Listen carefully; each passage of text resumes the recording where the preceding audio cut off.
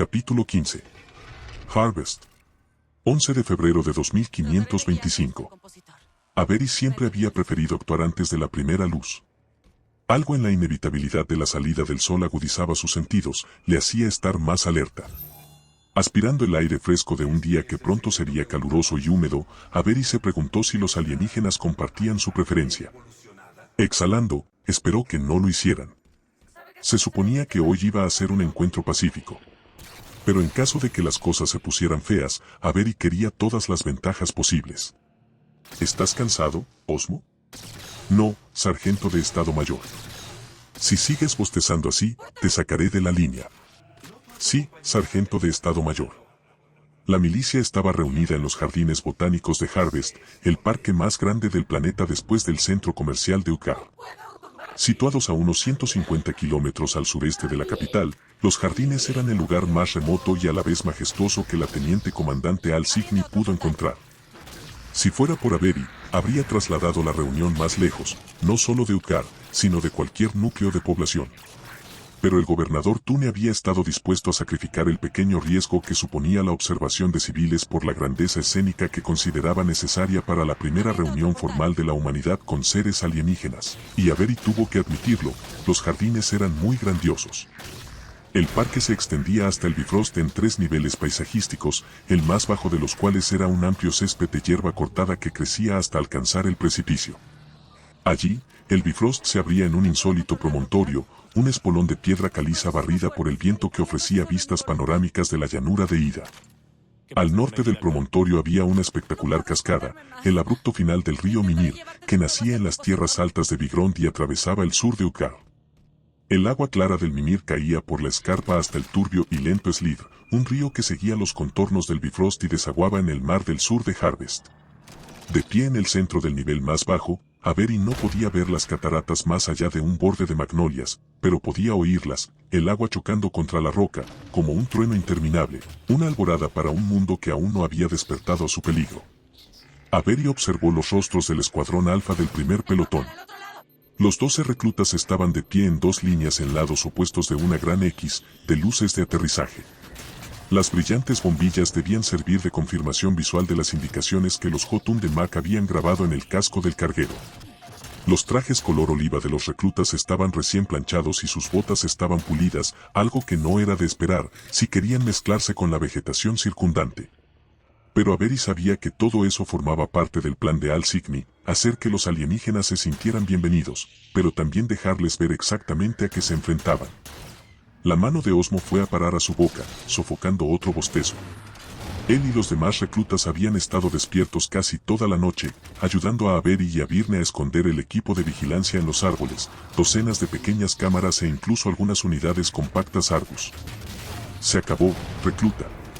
Retírese. Avery señaló con un pulgar hacia las magnolias que bordeaban el borde norte del césped.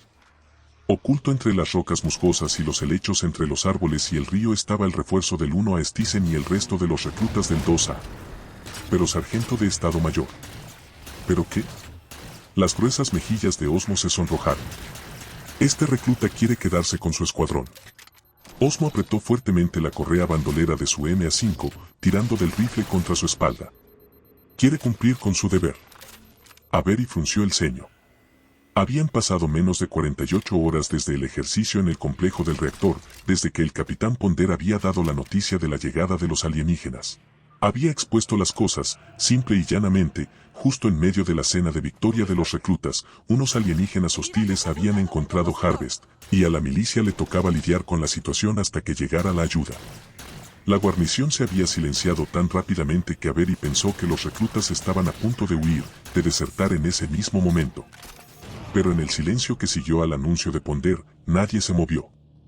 Finalmente, el capitán preguntó si los reclutas tenían alguna pregunta. Stisen había sido el primero en levantar la mano. Somos los únicos que lo sabemos, señor. Más o menos. ¿Podemos decírselo a nuestras familias? Me temo que no. ¿Quiere que mintamos? Stisen había echado un vistazo en torno al comedor. Como ustedes nos han mentido. Ponder extendió un brazo para mantener a Byrne en su asiento. Si les hubiéramos dicho la verdad. qué esperábamos a unos alienígenas y no a unos INIES? ¿Habría cambiado algo? El capitán observó todas las miradas sospechosas que pudo. ¿Se habrían negado a servir? Sus familias y sus vecinos no corren menos peligro. Son ustedes la única protección que tienen.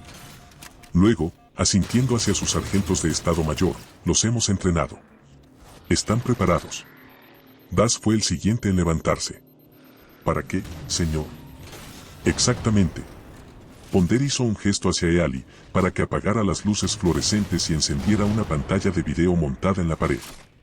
A continuación les diré todo lo que sabemos. La teniente comandante había preparado una buena sesión informativa, y los reclutas eran un público absorto, especialmente durante las imágenes de la cámara del casco de Avery sobre su lucha a bordo del carguero. Byrne permaneció estoico mientras veía como uno de los alienígenas con traje de vacío le clavaba su cuchillo rosado en el muslo.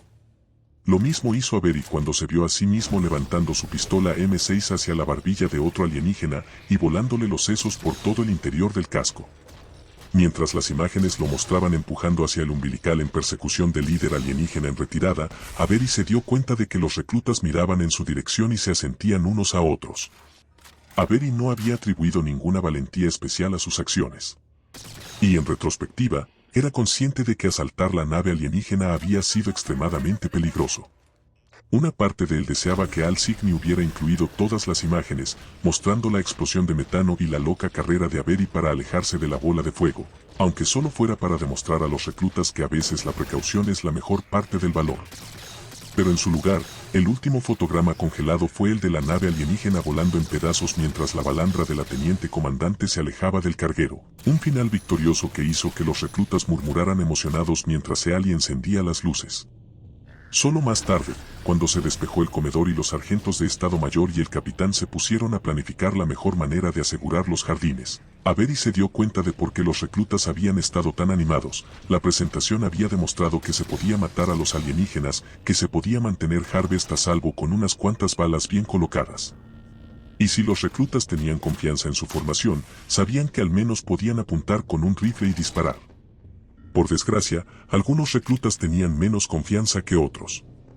Y como ahora Osmo se echó a temblar de los nervios, Avery puso una mano en el hombro del recluta y lo dirigió hacia los árboles. Tenemos que dar una buena impresión, ¿entendido? Sí, sargento de Estado Mayor. Avery le dio una palmada en el trasero a Osmo, acelerando su retirada. Muy bien entonces. Adelante.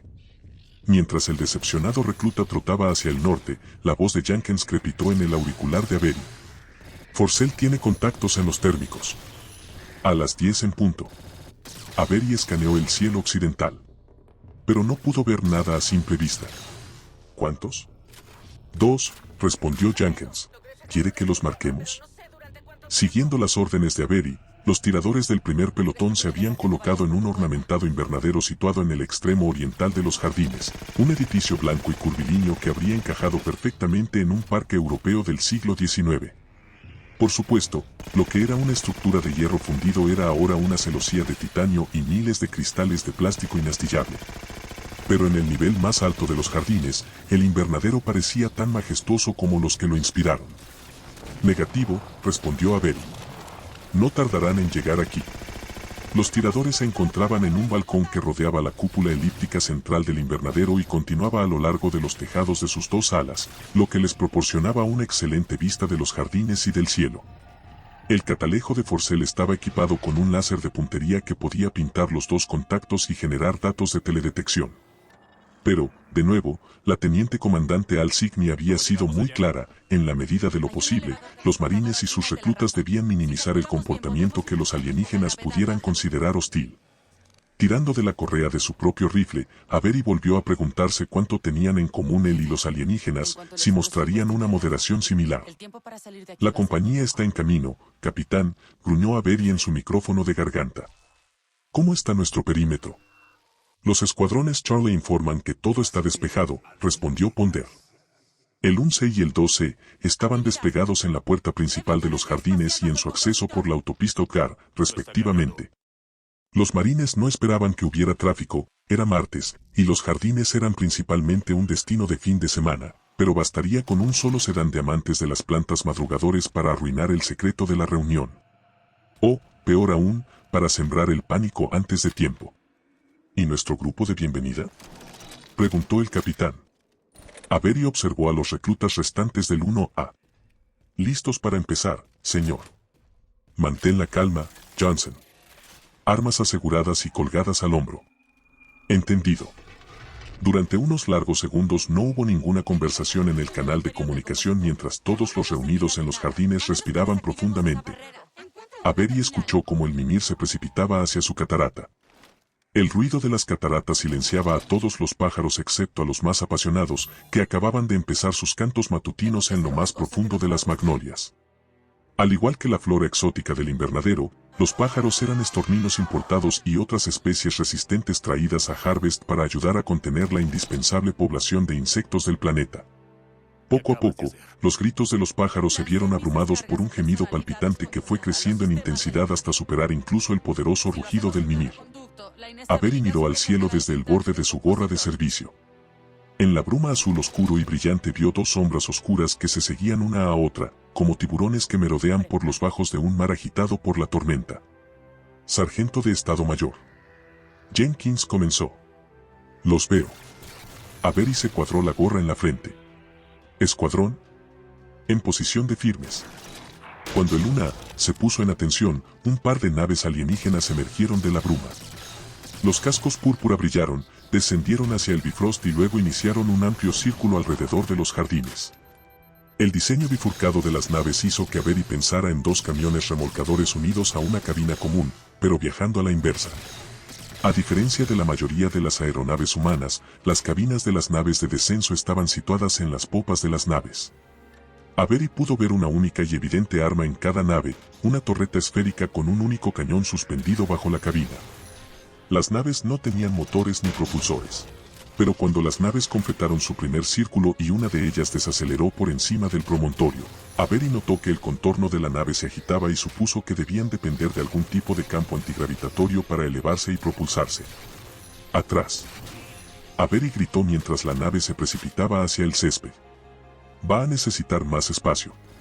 Los reclutas retrocedieron con más velocidad que decoro, y la nave de descenso se deslizó hasta detenerse directamente sobre la X iluminada.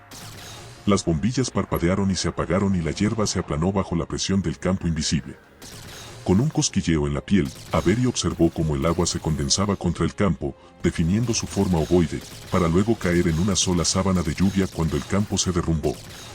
La curvilínea cabina de la nave se asentó sobre el césped, pero sus dos compartimentos permanecieron suspendidos en paralelo al suelo. Foreman, gruñó Avery, y los reclutas del 1A volvieron a colocarse en posición, dos líneas a cada lado de la nave de descenso. En ese momento, uno de los compartimentos se abrió a lo largo de su borde inferior. El interior de la nave estaba en penumbra y Avery tardó un momento en distinguir a los tres alienígenas de su entorno. En parte, esto se debía a que las armaduras de las criaturas brillaban con el mismo resplandor apagado que las bandas metálicas que los mantenían seguros y erguidos. Pero también porque estos alienígenas no se parecían en nada a los que Avery había enfrentado a bordo del carguero. Aquellos le recordaban a Avery a reptiles erguidos, los que ahora se liberaban de sus arneses parecían la improbable descendencia de un gorila y un oso pardo, gigantes peludos con hombros tan anchos como la altura de un humano promedio y puños que podían abarcar fácilmente la cabeza de Avery. Señor. A pesar de la humedad en el aire, Avery sintió que se le secaba la boca. Esto no es lo que esperábamos. Explícate, respondió Ponder. Son más grandes. Con armadura. ¿Armas? Avery observó las afiladas púas que sobresalían de las placas metálicas que ceñían el pecho, los hombros y los muslos de los alienígenas. Serían mortales en una lucha cuerpo a cuerpo. Pero cada uno de los alienígenas también llevaba un arma robusta de cañón corto sujeta a su cinturón. Al principio, Avery pensó que también llevaban cuchillos, pero luego se dio cuenta de que las hojas en forma de media luna estaban sujetas a las armas como si fueran bayonetas, afiladas para apuñalar y curvadas para rebanar. El alienígena que Avery decidió que era el líder, el que tenía una armadura dorada y un casco con una cresta en forma de V, que salía de su cabeza como dos hojas de una sierra dentada, llevaba un objeto adicional, un martillo de mango largo con una cabeza de piedra que debía pesar al menos tanto como Virne. Pistolas pesadas, respondió Avery. Y un martillo. Dime otra vez. Un martillo gigante, señor. El de su líder. Ponder dejó que eso se asimilara un momento, entonces, ¿algo más? Cuando el alienígena de armadura dorada se acercó al borde del compartimento, sus fosas nasales se abrieron. Levantó la barbilla hacia los árboles, directamente hacia el escondite del 2A, y sus acompañantes con armadura azul mostraron sus enormes colmillos, reconociendo el olor de los humanos con gruñidos cautelosos. Debería haber optado por una barbacoa, murmuró Avery. ¿Cómo dices? No son vegetarianos, señor. Puede que quiera reajustar la mesa. Hubo una pausa mientras Ponder transmitía la información a la teniente comandante Al Signy y al gobernador Tune. No hay tiempo para eso, Johnson. Tráelos aquí. Avery no estaba al tanto de todas las discusiones protocolarias de Al Signy y Tune, todo lo que habían decidido hacer para tranquilizar a sus visitantes alienígenas. Pero Gillan le había dicho que el primer carguero que los alienígenas habían atacado llevaba fruta, y que ella y Tune habían acordado que más productos serían un buen regalo de bienvenida. Simbólicamente, una ofrenda de frutas y verduras resaltaba el propósito pacífico y agrario de Harvest. Y este ofrecimiento, el de compartir la abundancia del planeta, había servido de base para los grabados de Mac. Pero ahora, al ver el físico carnívoro y las armas feroces de los alienígenas, Avery tenía claro que no habían bajado a la superficie con la esperanza de encontrar una buena ensalada de frutas. Querían algo más. Y parecían dispuestos a tomarlo si alguien se negaba. Avery se acercó a la nave de descenso y se detuvo a unos metros delante del alienígena de armadura dorada. La imponente bestia entrecerró sus ojos amarillos. Das. Ven hacia mí, dijo Avery. Con calma y despacio. El líder del escuadrón 1A salió de la formación y marchó hacia el costado de Avery. Moviéndose lenta y deliberadamente, Avery se desprendió de su BR-55, liberó el cargador, tiró de su mecanismo para expulsar una única bala de la recámara, y presentó tanto el arma como su munición a Das. Los ojos del alienígena brillaron mientras observaba cada paso del proceso de descarga. Avery extendió sus manos vacías, puntuando su interpretación. Bien, pensó. Ahora tú. Con una exhalación ronca, el alienígena de armadura dorada agarró su martillo por debajo de la cabeza. Deslizó el arma hacia arriba y por encima de su hombro y luego se la entregó al más bajo de sus escoltas con armadura azul.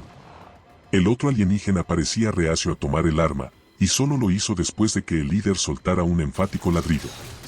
Entonces, imitando a Avery, descubrió sus zarpas peludas, mostrando unas uñas negras y puntiagudas. Avery asintió. Das. Retrocede. Cuando el líder del escuadrón volvió a la formación, Avery se puso una mano en el pecho y luego señaló el invernadero.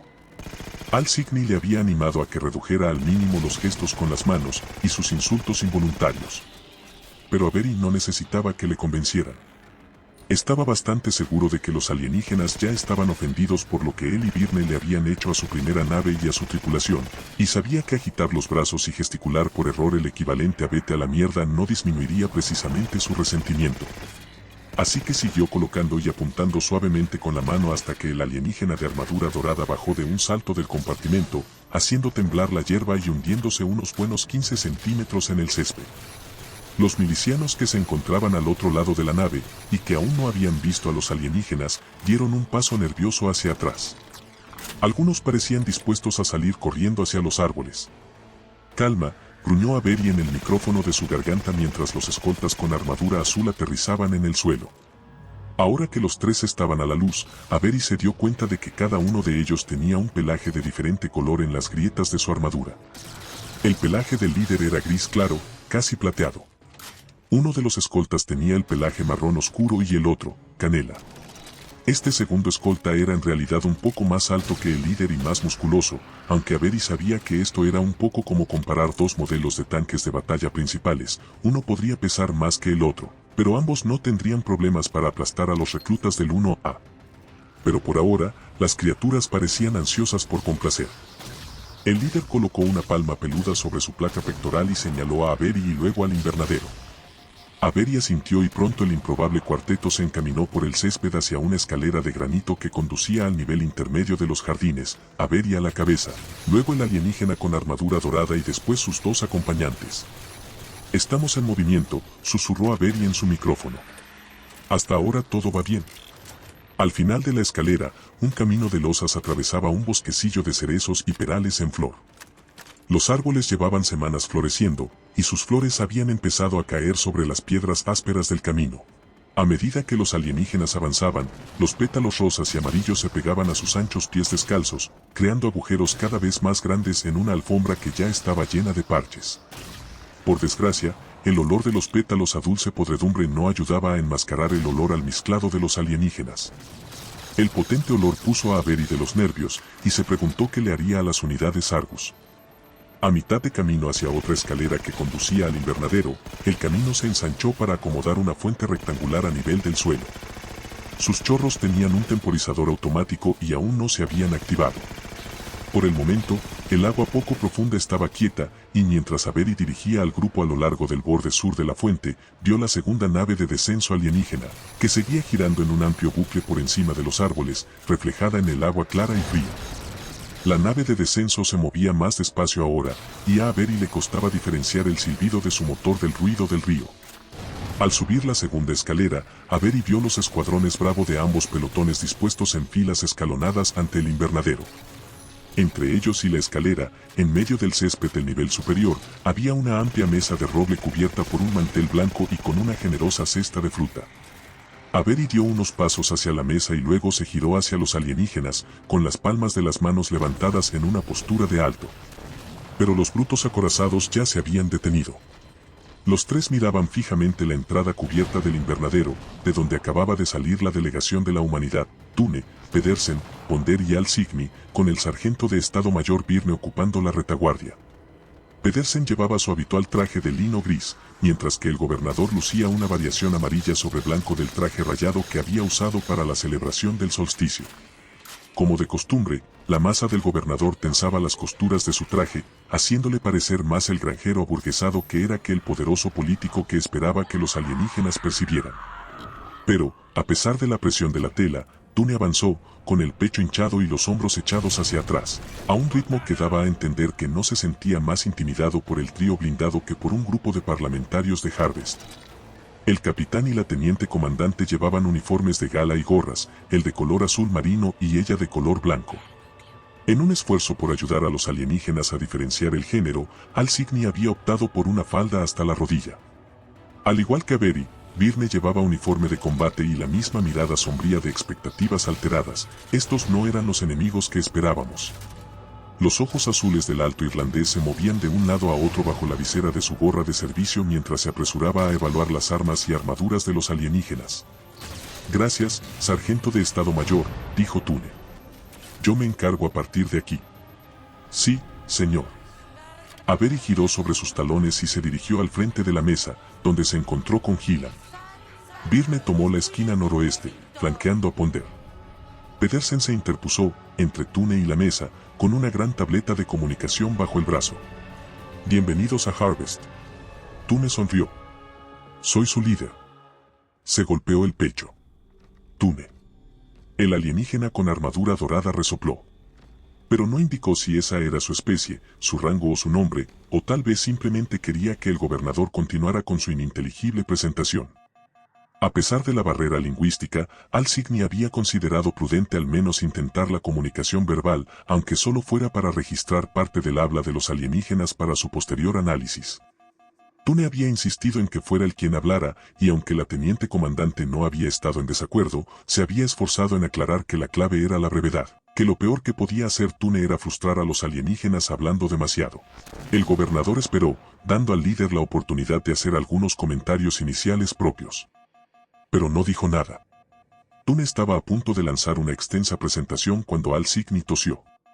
Avery sabía que a Gillan le había quedado tan claro como a él que los alienígenas no tenían mucha paciencia. Aunque el de armadura dorada había tenido la disciplina de mantenerse concentrado en Tune mientras hablaba, su pelaje había empezado a erizarse. Y Avery no podía estar seguro, pero el más bajo de los acompañantes parecía haberse vuelto mucho más mordaz. Tune lanzó una mirada molesta contra Al Signy, pero hizo un gesto a Pedersen para que se acercara. El fiscal general sacó la tableta de comunicación de debajo del brazo y se la tendió a los alienígenas. Un momento después, una versión orquestal del himno de Harvest sonó en los altavoces de la tableta y una presentación de video llenó su pantalla. Avery había visto la presentación la noche anterior, una variación de la introducción planetaria oficial que había visto durante su descenso inicial desde la Tierra. Aunque esta carecía de la narración de Mac, contenía imágenes igualmente campestres, Jotun trabajando en los campos, góndolas cargando productos en contenedores de carga, familias disfrutando de sus comidas. Un montaje de secuencias que ofrecía una buena visión general de la vida en Harvest, pero que evitaba cualquier insinuación de que pudiera haber otros mundos como este. La presentación se prolongó durante algún tiempo. Pero Avery sabía que no era realmente para el beneficio de los alienígenas. En algún momento, Mac, que monitorizaba todo el equipo de vigilancia a través de un potente relé oculto en el invernadero, empezó a manipular la presentación para comprobar las reacciones de los alienígenas. ¿La imagen de los Jotun les intimidaba? Y si era así, ¿cómo se manifestaba eso en el lenguaje corporal? Avery había trabajado con suficientes oficiales de la ONI como para saber los centrados que estaban en reunir buena información, y estaba seguro de que Gillan le había dado a la IA una larga lista de preguntas. Pero mientras Avery observaba cómo la segunda nave de descenso daba otra vuelta alrededor de los jardines, desapareciendo brevemente detrás de los árboles del norte antes de volver a aparecer, se preguntó cuánto tiempo iba a dejar al Cygni que el experimento durara. Después de que los alienígenas se movieran dentro de sus armaduras durante más de 5 minutos, ella acomodó despreocupadamente el apretado moño que aseguraba su cabello negro en lo alto del cuello, una sutil señal para que Mac, que observaba a través de sus cámaras, cortara la transmisión. Un momento después, el himno en bucle de Harvest se desvaneció, poniendo fin a la presentación. Pedersen volvió a guardarse la tableta de comunicación bajo el brazo. El alienígena de armadura dorada gruñó a su acompañante más bajo, que sacó una pequeña hoja de metal cuadrada de su cinturón. El líder tomó la hoja y se la entregó a Tune. Sonriendo amablemente, el gobernador estudió la ofrenda. Un momento después, sonrió a su fiscal general. «Mira esto, Roll. ¿Ves el dibujo? Igual que hicimos con el carguero. Creo que es un trozo del carguero. ¿Pero ves lo que han grabado?»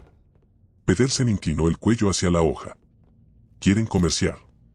«Exactamente. Gobernador», dijo Gillan. «Si me permite». Tune se acercó a la mesa y le entregó la hoja a Gillan.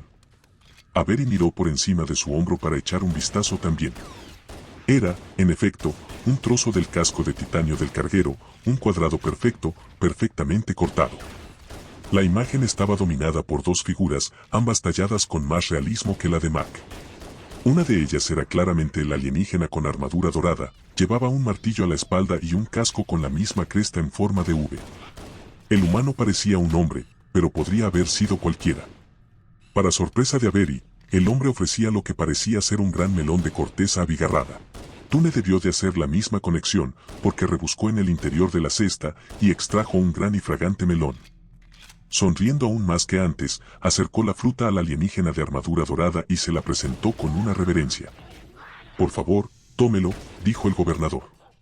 «Podemos darle muchos más». El alienígena palmeó el melón y lo olió con cautela. Mientras Tune empezaba a exponer las virtudes del comercio entre especies, Gillan le dio la vuelta a la lámina. Avery vio que su cuello desnudo se ponía rígido.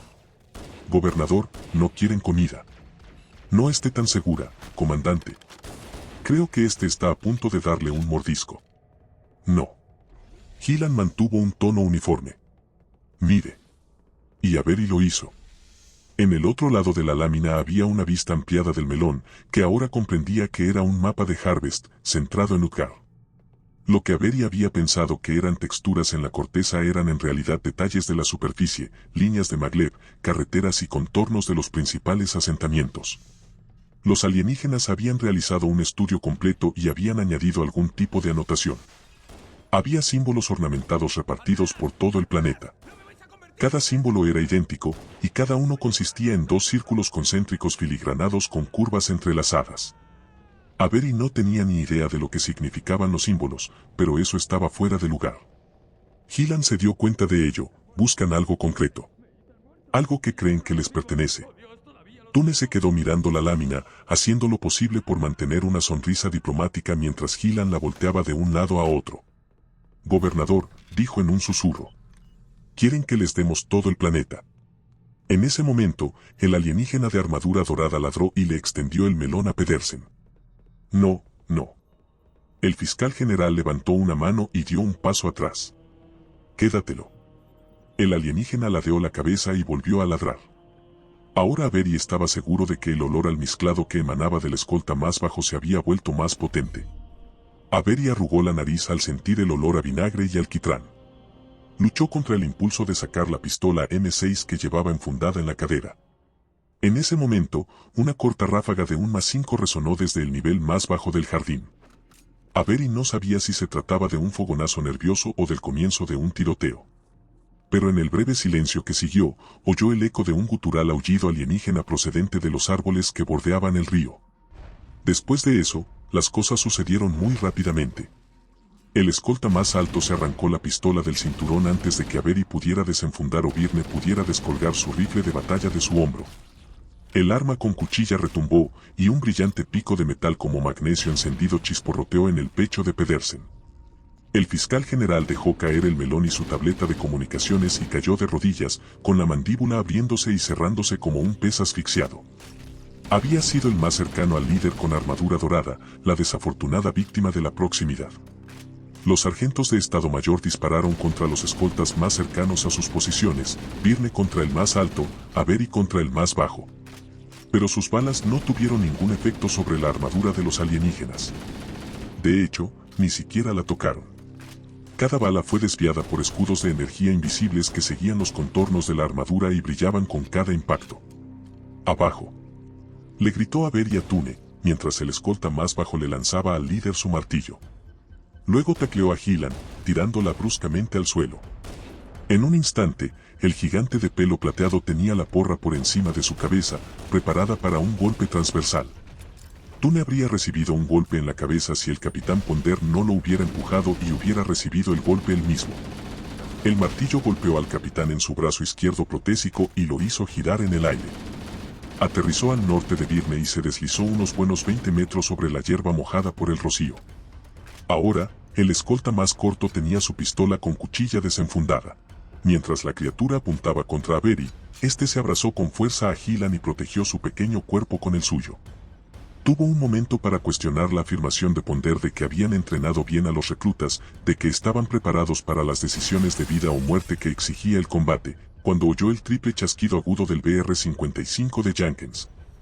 El escolta más bajo huyó de sorpresa cuando una ráfaga hizo que su casco resonara, echando su gran cabeza hacia atrás. Luego, todo lo que Avery pudo oír fue el chasquido de las balas sobre su cabeza cuando los 24 reclutas de los Bravos abrieron fuego, en modo automático. Al recibir múltiples disparos, el escolta más bajo dio un tembloroso paso atrás. Se sacudió de izquierda a derecha como si luchara contra un enjambre invisible de abejas. Entonces sus escudos de energía se derrumbaron con un destello y un fuerte estallido, y su armadura empezó a expulsar humo cian y chispas cuando docenas de balas de MA5 se estrellaron contra sus placas desprotegidas. Ahora era el turno de los alienígenas de proteger a los suyos. El líder se abalanzó sobre su compañero más bajo, dándole la espalda al invernadero. Su armadura dorada debía de tener unos escudos más fuertes, porque ni siquiera los disparos concentrados de los escuadrones bravos lograron derribarlos. El escolta más alto soltó un rugido tronador y arremetió contra los reclutas de norte a sur, cubriendo al líder mientras ayudaba a su camarada herido a bajar cojeando las escaleras hasta el segundo nivel. Avery no estaba seguro de cuántos reclutas del invernadero habían sido alcanzados, si sus gritos se debían a heridas recientes o a un exceso de adrenalina. «¡Alto al fuego! ¡Alto al fuego!», Byrne gritó. Los reclutas habían estado disparando directamente sobre sus cabezas y las de los demás. Algunos de sus disparos habían estado demasiado cerca. «¿Estás bien?», preguntó Avery, empujando de Gillan sobre sus puños. «En marcha», dijo ella. «Estoy bien». Pero parecía un poco asustada. Al igual que el día en el hospital, era otra ruptura temporal en su imperturbable fachada. Esta vez todo lo que Avery hizo fue asentir. «Un alfa, regresa», gritó Avery, poniéndose en pie. «Aléjense de esa nave de descenso». Avery pudo oír el pulso de un arma de energía y supo que la torreta de la primera nave de descenso se había activado incluso antes de que girara hacia el sur y viera las brillantes rayas azules del plasma que cubrían el césped, del nivel más bajo en la retirada de los alienígenas blindados. «¿A dónde demonios vas?», gritó Byrne cuando Avery pasó corriendo. «Al río». Voy contigo. Negativo. Atrae los disparos de esa torreta mientras yo flanqueo. Bravo. Muévanse. Birne gritó. Ali. Trae tu culo aquí. Avery vio al médico salir corriendo del invernadero detrás de los reclutas que se lanzaban a la carga y dirigirse a toda prisa hacia Ponder, con botiquines en la mano. El capitán hizo un gesto a Ali para que se alejara y lo dirigiera hacia la forma inmóvil de Pedersen. Entonces Avery se adentró en la línea de árboles. Stisen. Informe. Gritó en su micrófono. Recibiendo disparos, sargento de Estado Mayor.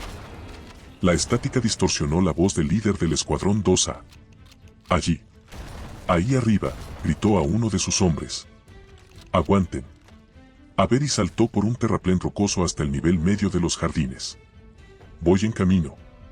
Avery corrió tan rápido como pudo, sorteando rocas y deslizándose entre cerezos y perales.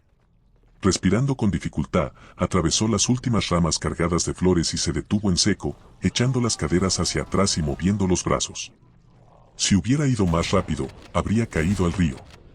Aquí, en el borde de los jardines, el Mimir había excavado profundamente en el Bifrost, creando una serie de estanques descendentes. Estas amplias calderas de piedra caliza estaban llenas de agua blanca que se volvía más turbulenta cuanto más se encontraba en la cima de las cataratas. Cuando Avery recuperó el equilibrio, la segunda nave de descenso se abalanzó sobre él y se detuvo al otro lado del estanque más cercano. Siguiendo el avance de la nave hacia abajo, Avery vio a otro de los grandes alienígenas, este con armadura roja y pelaje negro, cuando salió de los magnolios del nivel más bajo de los jardines. También llevaba una pistola de cuchilla y utilizaba el arma para defender la retirada de un grupo de criaturas más bajas, de piel gris, con mochilas cónicas de color naranja. Avery vio fogonazos de MA5 en los árboles. Pero el alienígena de armadura roja no tardó en descargar una salva de púas ardientes para acallar a los reclutas que habían sido lo suficientemente valientes como para defenderse. Avery levantó su pistola y vació su cargador. Sabía que sus balas no atravesarían los escudos del alienígena, pero lo único que quería era llamar la atención de esa cosa y evitar que atacara a alguno de los reclutas. Cuando los disparos de Avery chocaron inofensivamente contra su espalda, el alienígena se dio la vuelta. Pero para entonces Avery ya estaba corriendo hacia el sur, hacia la seguridad de una roca. Volvió a cargar y se deslizó alrededor de la roca, con la esperanza de abatir a uno de los alienígenas más pequeños. Pero la mayoría de ellos ya estaban a bordo de la nave. Un rezagado solitario acababa de salir a trompicones de los árboles. Uno de sus brazos estaba flácido a su costado, y parecía herido. Avery estaba a punto de rematarlo cuando el alienígena acorazado agarró a su camarada herido por la nuca, le arrancó la máscara y lo arrojó al remolino. La criatura se hundió bajo la superficie y luego emergió, agarrándose a un par de tubos sibilantes conectados a su tanque, antes de lanzarse a la siguiente piscina y caer hacia las cataratas. Mientras este inesperado fratricidio seguía su curso, la torreta esférica de la segunda nave de descenso entró finalmente en acción, y Avery no tardó en volver a lanzarse detrás de la roca para evitar los abrasadores pernos de plasma. La salpicadura de los gases ionizados contra la roca tensó los dientes de Avery. Pero al cabo de unos segundos, la torreta dejó de disparar.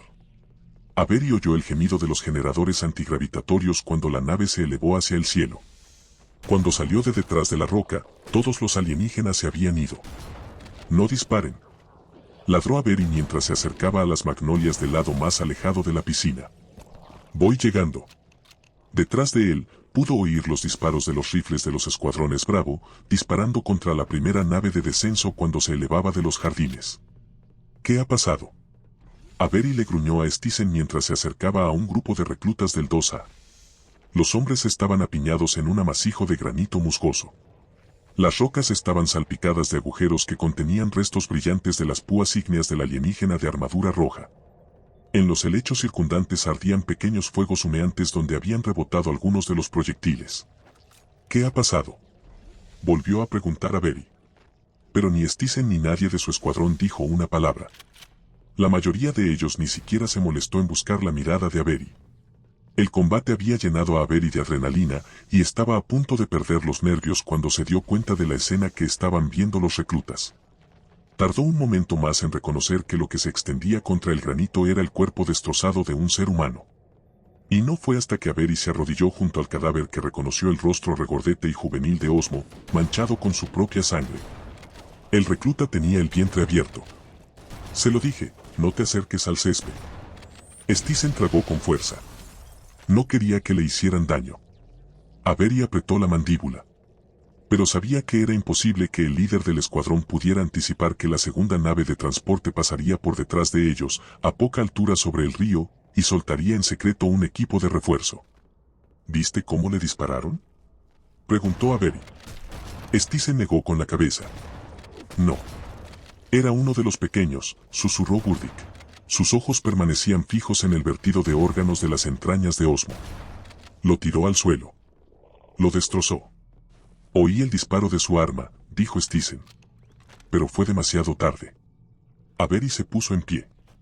¿Alguna otra baja? De nuevo Stisen negó con la cabeza. Birne. Háblame, ladró Avery. El capitán está muy herido. Los escuadrones Bravo tienen 3 heridos, 1 grave. Das dice que sus chicos están bien. ¿Tune? No está contento. Pedersen está muerto. Eso parece. Será mejor que nos vayamos, Johnson. Los bastardos podrían regresar. De acuerdo. Avery bajó la voz.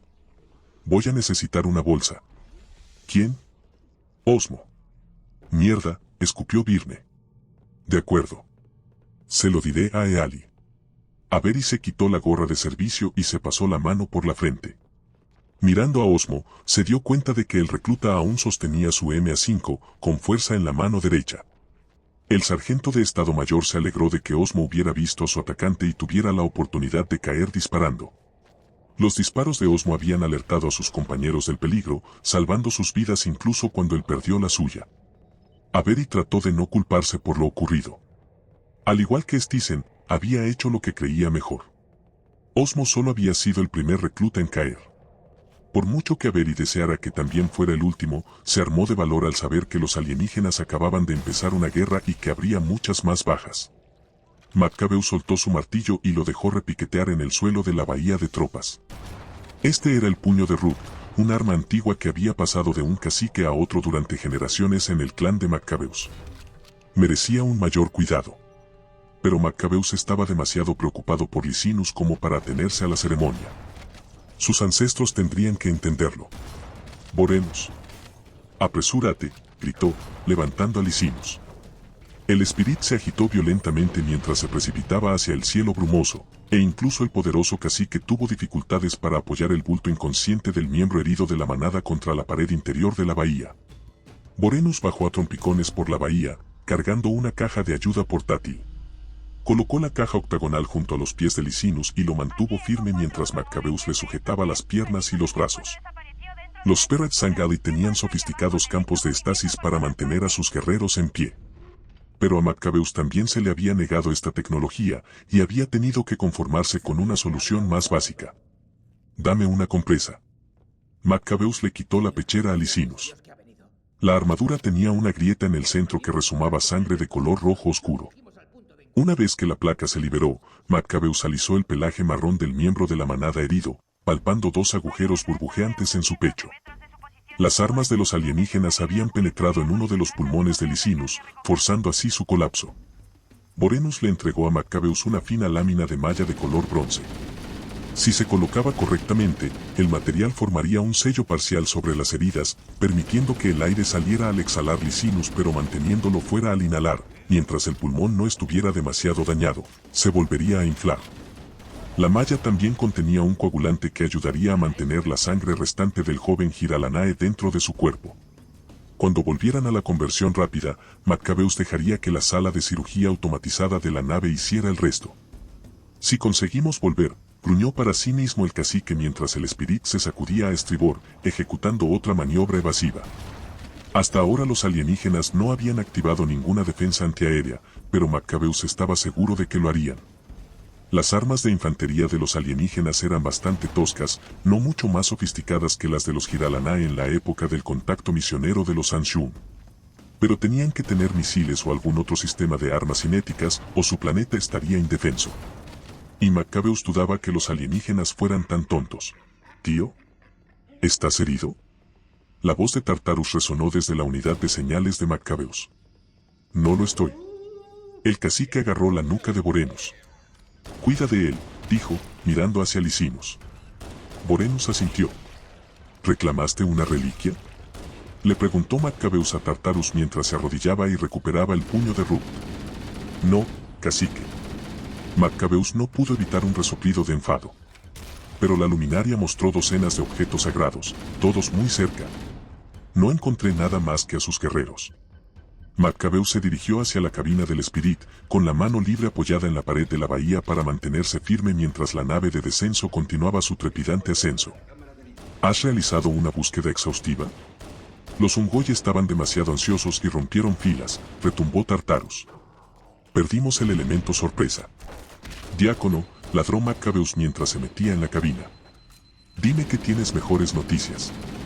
Otro Giralanae llamado Ritul, que era demasiado joven para haberse ganado el sufijo masculino US, se encargaba de los controles de vuelo. Maccabeus habría preferido un piloto más experimentado, pero con un total de 5 Giralanae en los dos Spirits, tenía que mantener a algunos de los miembros más viejos y experimentados de su manada a bordo de la conversión rápida en caso de emergencia. Los sensores registraron una gran cantidad de tráfico de señales durante el encuentro. La voz apagada de Dadab chirrió desde la unidad de señales de la cabina. Había permanecido en el puente del crucero. La luminaria consideró los datos y emitió un juicio. Luego, tras una pausa, un oráculo, tal y como sospechábamos. Alabados sean los profetas. ¿Dónde? Las señales se originaron en la estructura metálica blanca de los jardines. Tan cerca. El cacique gimió. Si no fuera por los Ungoi, podría haberlo visto. Pero rápidamente reprimió su decepción. Sabía que solo los profetas tenían acceso al sagrado oráculo en gran caridad, y por lo tanto era un exceso de arrogancia para él, un converso bajo y reciente, codiciar tal comunión. Pero no era pecado sentir orgullo por el mensaje que ahora se sentía obligado a entregar. Envía un mensaje al viceministro, dijo Maccabeus, con el pecho hinchado dentro de su armadura dorada. El relicario es aún más rico de lo esperado. Por fin se ha encontrado un segundo oráculo, uno que habla en nombre de los propios dioses.